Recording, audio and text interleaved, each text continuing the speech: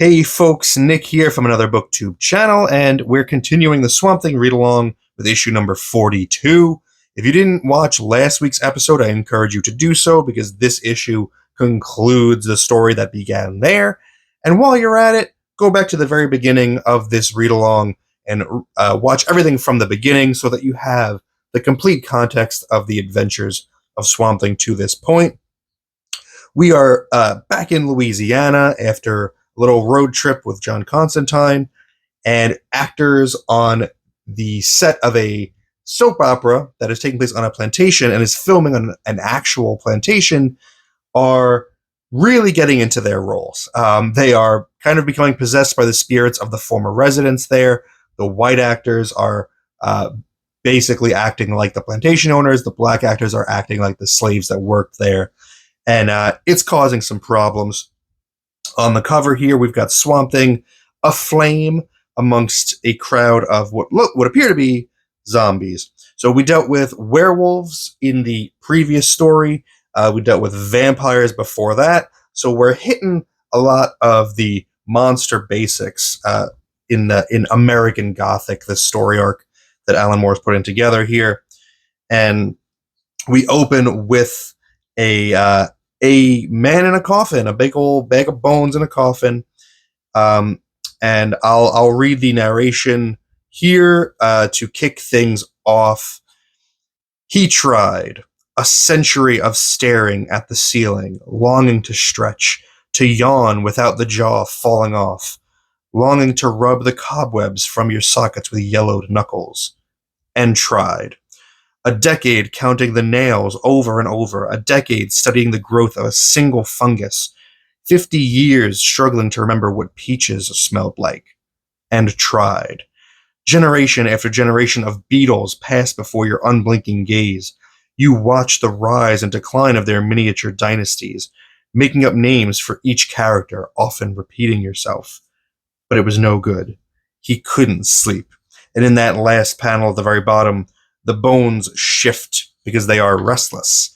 And when we open up to the next page, we have a 2-page spread of these the various buried corpses on the grounds of Roberta Land, rising from the grave, reaching to the sky. These buried slaves have risen from the grave to try to reclaim their freedom. And on the next page turn, we get the title page, Strange Fruit, written by Alan Moore with art by Stephen Bissette on pencils again. New inker this time around, it's Ron Randall, who's done some fill-in issues in the past. So Toddlebin still not back. But Swamp Thing and Abby have arrived at Roberta Land, where chaos has broken out.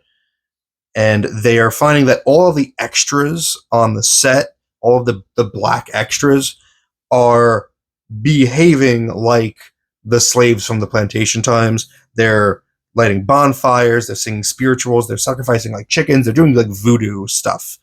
And this woman here is Alice. She actually is Abby's co-worker at Elysium Lawns, but she's completely lost in this whatever is going on. And she's been salting the ground around the cemetery to try to keep the zombies in, to keep the spirits in. But we see here it's too late. This is a really cool image of them walking over the horizon, walking towards the plantation. And Alice is saying, she's got to, the wind probably blew away the old salt. She's got to try to lay more down. It's the only thing that keeps them in. But again, it's too late. We got zombies. Headed to the house. Meanwhile, in the basement of the plantation, the main actors, who are completely lost to the spirits of old, have just finished flaying the lead black actor, Billy. Richard here, who before he was possessed by the spirit was not a racist person. He was trying to get along with everybody on the set and just make things work. The actress, Angela, who's playing Charlotte, or who is who was imbued with the spirit of Charlotte. She was a blatantly racist woman, but Charlotte was in love with this slave. So it's creating this very strange, weird dynamic where roles are being reversed, roles are being picked up, like old roles are being picked up. A lot going on. But there's a knock upstairs right when they finish up, and it's Abby who's trying to get help. Abby doesn't know what's happening inside the house. She goes inside, she finds them, she finds what's happening, and she sees what they're seeing, which is there's this vision of the plantation kind of being fixed up. She senses that there is something very wrong here. The house is changing, and Richard, who's the plantation owner, Wesley Jackson, remarks that, oh my God, she's wearing trousers. What is this? Some friend of yours, Charlotte? A woman who dresses like a man?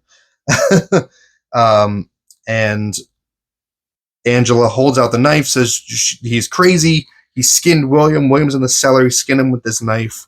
Abby's trying to reason what's going on. She's trying to reason with Richard, saying, like, you're an actor. None of this is real.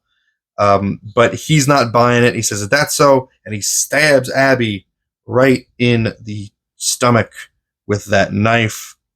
And she sags to the ground, and they go outside to see what the ruckus is out there. And sure enough, the zombies have made their approach. And one speaks out, calling for Alice. And he moves to the frontier, and it's Alice's father. And she recalls in here that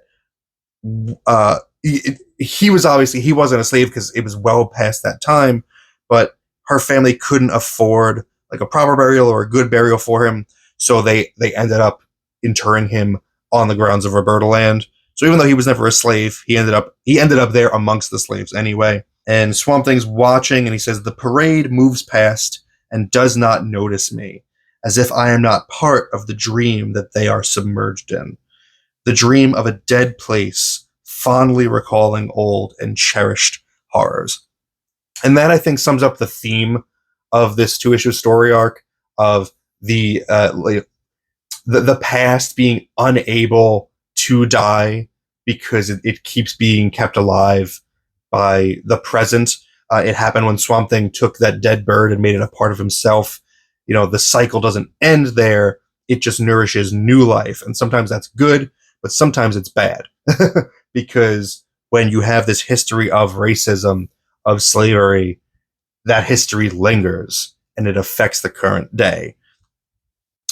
Meanwhile, back in the plantation, Abby comes to, maybe she's just in shock, but she realizes that this is a prop knife. This is a TV set. Nothing here is really real. So she pulls the knife out.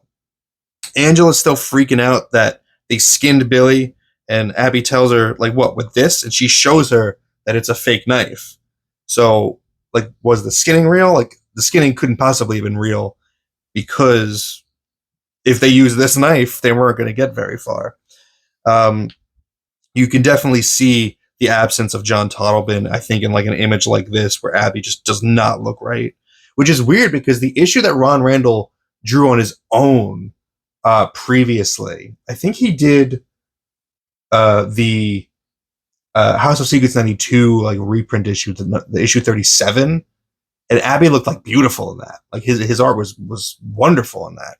But this image looks all wrong to me. I don't know why her face is so long. Her nose is kind of short. I don't know. It just doesn't look the way Abby has throughout the series in any iteration. Meanwhile, Richard is confronting the slaves and the zombies outside, screaming at them, I've told you I won't have this devil worship around Roberta Land. Put those fires out. Get back to your shacks. And they say, hey, this is Mystery L'Orient. Zombie walk tonight. He says, zombie, you're like children. Don't you realize this is 1842? Now get back to your homes before I open fire the way I did the last time this happened. And then he trips up. And he's like, no, that can't be right. This hasn't happened before. But he's remembering firing into the crowd, hitting a woman in the stomach, and then the crowd attacks him. He fires the other barrel, but there's too many of them. They beat him to death. And Richard finally comes to. He says, "Dear God, where am I?" And Alice's father steps up again, saying that you're back in the place of pain because the pain cannot be buried and forgotten. The pain cannot remain in the past or hidden beneath the soil. That which is buried is not gone. That which is planted will grow. There is a weed that thrives upon neglect and flourishes in darkness. Untended, it becomes a tree of night, and its boughs sag beneath the unbearable weight of what it has brought forth.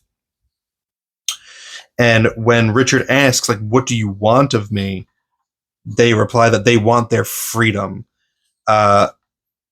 Richard tells them to go to hell, but Swamp Thing chimes in here saying that you're already there, all of you. You have to break this terrible circle. The pattern you laid down long ago has grown into a maze that traps the living. So that's what's happening here. Is the horrors of the past are so bad that they are lingering on this land today, and everyone's getting caught up in it. Richard does indeed fire his shotgun the way that Wesley Jackson did in 1842. But this time he shoots Swamp Thing right in the stomach, knocks him over. He lands in the flames. And he fires again at one of the zombies. And just like back then, they start advancing on him to beat him to death. But Swamp Thing screams out, "No, I will not allow this evil to continue." Get some great images of a flaming Swamp Thing where we get no real form from him in like these panels here. We get the black to show us form, but he has no hard edges around him because he's just flaming. I think the flame looks really, really good. I just think this is a really cool sequence of him walking into Roberta Land and into the house. And Richard tries to scream, "No, please, not my house. It's all I have." But Swamp Thing persists, goes in, and lets his body, that's his flaming body, do the work, and sets the house on fire, burns it down, and he goes ahead and rebuilds his new body. He leaves his old one, builds a new one. In the wreckage, he regrows, and the spell is pretty much broken. Everyone that remains there is kind of in shock. Maybe they'll think it was all just a mass hallucination. Some people will remember it like a dream, like Alice. But for the most part, people will do what people do, which is they'll try to forget the things that they don't understand. Angela and Billy got out, and she's telling him, "My love, you're all right. Billy, I don't know what happened to us. I don't know what's going on inside your mind. But oh God, this nightmare, this horror, I looked into the heart of it, Billy, and it knew me. I knew what I was, and it knew what I was too. And oh, Billy, I don't want to be that way anymore. Billy, everything feels so much different. And I'm going to make you get better, and it's all going to be okay, I promise. I promise all the hurt will stop, and it will all be okay. Billy, oh my love." And meanwhile, he's looking down at his chest, and we are seeing, it appears that his chest is actually flayed. In here, we don't see that. Up here, it's normal skin. So I think for him and for them, there is still that illusion of what was supposed to happen here, of the flaying. But because we know the knife was fake, I think that we know that it's not real. But again, it's like the horrors of the past affecting the present, where they're like traumatized, and now they're still in that role because there's like a new trauma that's been created from it. That's my reading of this. If you have a different interpretation, please let me know. But Swamp Thing and Abby return back to their home, and they talk about, what the hell just happened there. Swamp Thing asks if all of the zombie bodies were burned because there weren't any left there that he saw. And she says, well, they must have been. Where else would they have gone? And we get a little bit of sort of comedy on the next page to close things out, where apparently a bunch of the zombies stole this van, and they crashed it because they didn't know how to drive because they'd never seen a car before. And then they all just walked off. And we see one who is shown up at a movie theater, and he goes to the ticket booth looking for work, essentially. And they say, all you got to do is sit in this cramped little box and sell tickets. A lot of people can't take that. And the guy says, I'll be fine. When do I start? And the boss says, right now, if it's convenient, we're shorthanded. And just so you know, this is like a 24-hour joint, so you might be here for a while. And the guy, right. And our man replies, all week if you like. And the bosses love to hear that, you might have a long time between meals or bathroom breaks. And again, our guy's like, that's totally fine. And this white owner says, listen, I like your attitude. You don't whine about conditions or union stuff. They don't make workers like you anymore. In my other businesses, I could use 10 guys like you. So the reveal is that it's Alice's father who's found a new box of his own. He's left his coffin, but he still seeks the comfort of a box with maybe a little bit more freedom. But we're getting those parallels of the white boss who is glad to have a worker who's not complaining, who's not going to rock the boat, and who he could basically exploit. And boy, does he wish he had a lot more of them. So again, that statement of like, is the past, or is it still affecting the present? Of course it's still affecting the present. I mean, we're not stupid. But that's, I think, what we're going for there. And that is the end. Next up is Windfall. So yeah, that concludes the 2-issue story arc there. We keep going with American Gothic. Let me know your thoughts on this issue, this arc in the comments below. Do you think that this was handled tactfully? Racism is always very, very touchy, and it's difficult to handle correctly, especially considering this was written in 1985, so a lot's changed since then. So do you think this feels dated? Do you think this still works in a modern context? I think it works pretty decently, personally. But I'm a white guy, so feel free to, let your opinion be heard. I'm always willing to learn from you. Thank you very much for spending some time with me today. But now it's time to get back to reading.